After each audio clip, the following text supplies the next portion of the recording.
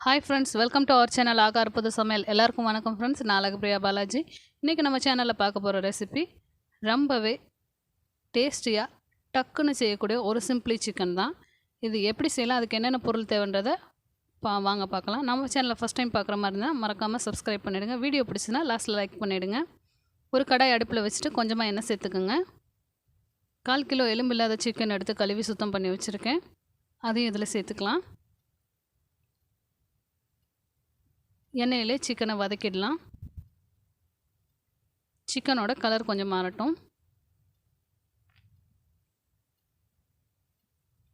1 teaspoon இஞ்சி பூண்டு விழுது, 1/2 டீஸ்பூன் தயிர்,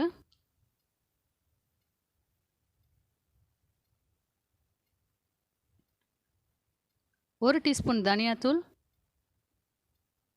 1/2 டீஸ்பூன் மஞ்சள் தூள்,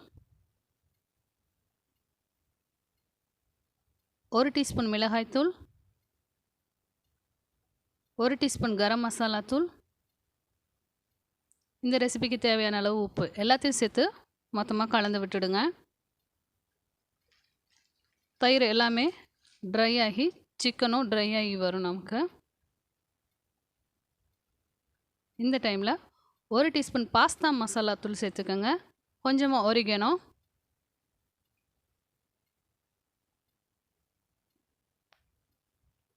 கொஞ்சமாக சில்லி ஃப்ளாக்ஸ், கூடவே பட்டர் இருந்தால் கூட சேர்த்துக்கோங்க. கொஞ்சமாக கசூரி மேத்தி க்ரஷ் பண்ணி போட்டுடுங்க. இது ஃப்ரைடு ஆனியன் கொஞ்சம் சேர்த்துக்கோங்க. இது எல்லாத்தையும் மொத்தமாக கலந்து விட்டுடுங்க. அவ்வளோதான் ஃப்ரெண்ட்ஸ்.